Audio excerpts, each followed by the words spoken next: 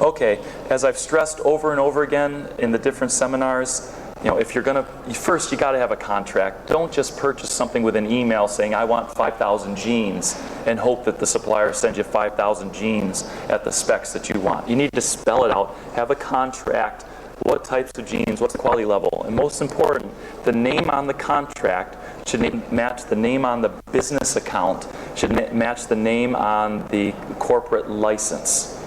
That way, if something goes wrong, you have all of these items linked together and you can win in a court of law. I also stress that you have it bilingual. As I mentioned yesterday, a lesson that I learned is I thought I was being smart, and I put on the contract that English is the dominant language of the contract. If there's any discrepancy, English comes first. Supplier signed it. I didn't think much of it. Then it goes to court because that supplier kept a deposit, didn't ship the product. I'm thinking, I got a great contract. This is going to be a slam dunk in the court case.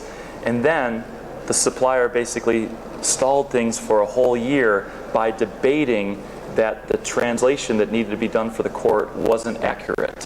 So instead of ever getting to talk about the terms of the contract, our lawyers spent a whole year basically confirming if the translation of the English document, because the Chinese court's not going to accept an English document, it has to have an official translation.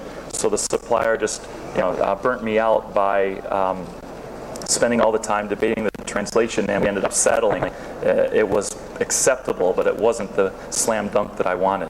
So have a written agreement under signature, make it bilingual, and you're thinking about payments.